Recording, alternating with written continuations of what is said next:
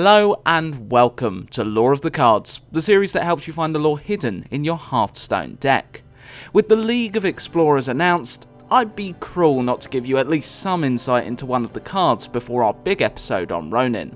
However, I'm not going to do what I did with Vol'jin and leave you hanging for ages, so after this, Rhonin will be my only focus until he is done, damn it. Either way, you're probably wondering what card I chose, if you clicked on the video without reading the title, that is. Well, we'll be having a nice short episode on the Ancient Shade, not the only one of its kind to exist within Hearthstone. Hope you enjoy. Shades are extremely similar to ghosts within the Warcraft universe, and much of the finer details of their origins are contained within the non-canonic Warcraft RPG, so take some of what I say with a pinch of salt.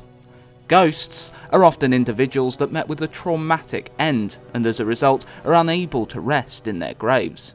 In some cases, ghosts don't even know that they're dead. Having been robbed of their lives, the often angry ghosts yearn for physical contact and to finally be put to rest. Shades are corporeal beings of a different nature. Their spirits linger because they were never able to achieve greatness in the time they were alive.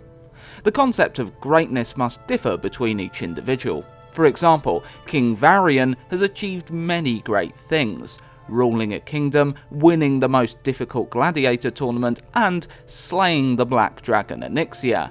If all humans were to measure their greatness against his, surely they would all be shades. Unlike ghosts, however, shades crave solitude. The beings that spend a majority of their lives invisible are perfectly happy to wander the lands they spawned in, avoiding contact with living things. In contrast, they are quite happy in the company of other undead. Unlike ghosts that can appear as corporeal images of how they appeared in life, or as dishevelled spectres, most shades are very similar in appearance, when you can actually see them. They are creatures made from black mist, with what seems to be little form. Upon closer inspection, a skeletal figure can be made out within the mist, ribs and bony fingers visible. The skull can also be seen. With some shades it is a silhouette, and with others, teeth and a nasal cavity can be made out. All shades have glowing, piercing eyes, which grant them the ability of true sight. With them, they can see other invisible entities, and others for what they truly are. Disguises are utterly useless when a shade's gaze falls upon you. In a bid for dominance over all of Azeroth, a being known as the Lich King created the Scourge, an unstoppable undead army to sweep over the world. It wasn't long into the Scourge's assault on the human kingdom of Lordaeron that they found a use for shades. Given that shades are weak combatants and will often flee from those that discover them, even enemies they can defeat, the Scourge found another use for their specialist skill set. They made the perfect spies. Their invisibility and true sight obviously made them great candidates for this, but the Shade had other qualities that made them ideal for espionage. A squad of Shade are able to communicate telepathically with each other. While this does take a concerted effort, the Shade only being able to perform basic tasks while linked, it allows them to spread out over an area and get an extremely detailed lay of the land in a short period of time. If a shade is seen by the naked eye, it appears as someone or something familiar, performing actions that do not seem out of place, even if what they are actually doing is. When a shade pledges itself to a master, it is unwaveringly loyal. Because of this, many generals in the Scourge actively sought them out as spies. If discovered and combat is a must, the Shade's Spirit Drain ability is the perfect technique for escape. The spell shakes the very foundation of an attacker's soul, allowing the Shade to slip away as they try to pull themselves together. Despite their reluctance to fight, Shades are actually considered very powerful undead, and were revered among the ranks of the Scourge. Most likely due to their high intelligence and unique skill set. It was considered the highest honour amongst the cult of the damned to be elected to be transformed into a Shade. The cult, created by Kel'thuzad, are living members of the Scourge. Those that prove their unwavering loyalty are given what in their eyes is a blessing, transformation into a Shade. An acolyte of the cult becomes a Shade within a Scourge sacrificial pit. The ritual of transformation is a long and arduous one. The Plague of Undeath, a concoction used to spread the undead malady, is allowed to enter the acolyte's body. Necromancers then spend several days twisting and distorting the once pitiful shell of the acolyte into a powerful shade.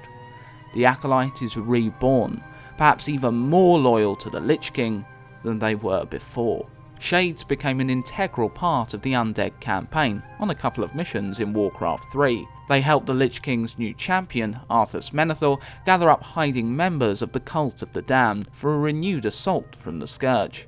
They provided the Death Knight with valuable scouting data. They were also helpful when Arthas and Kel'thuzad sought to gain access to a demonic portal to commune with Archimonde of the Burning Legion. It later turned out that the Scourge was a preliminary force to weaken Azeroth for the Burning Legion, that sought to only bring destruction to countless worlds. The portal was guarded by a group of demon-worshipping orcs.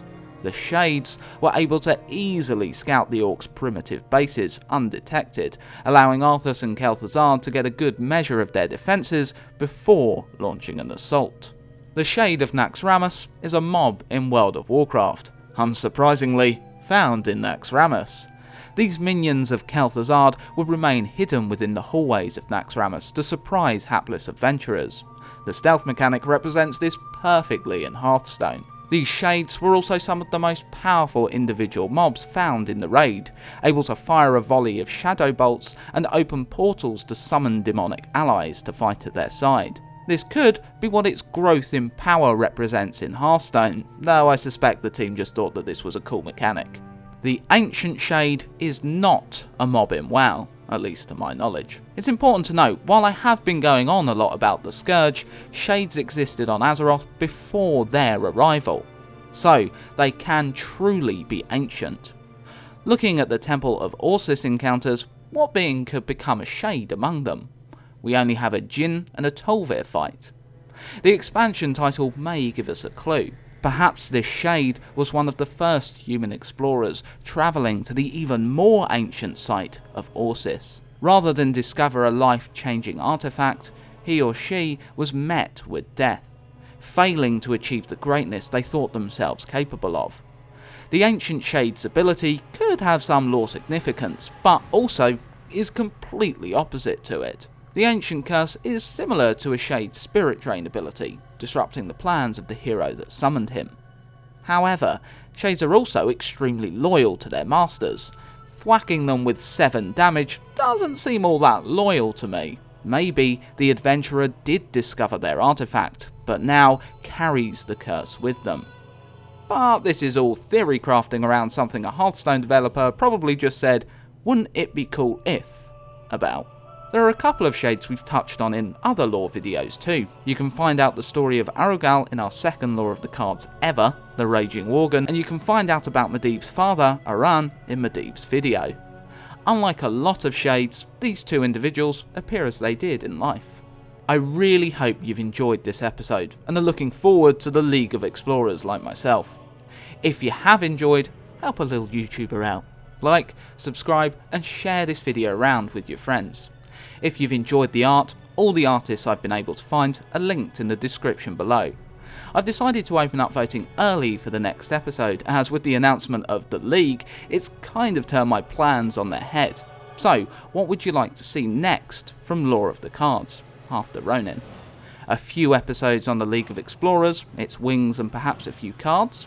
The dragon aspects, excluding Deathwing, as I have plans for him later, or another mammoth episode on Varian Wrynn. I'm always listening to you guys for what to put up for the vote, and just wish I had more time to do all the cards you wanted me to. If you're hungry for more card lore, Noble has recently started a series on Hearthstone cards, putting together nice snippets of lore, and there's always Disguised Toast, if you want to see the origins of these cards in the games they came from.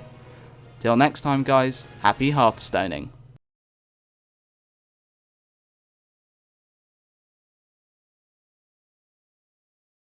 Oh, almost forgot. Shades won't be loyal to you if you're a douche. Sorry, Garrosh. The curse now makes complete lore sense.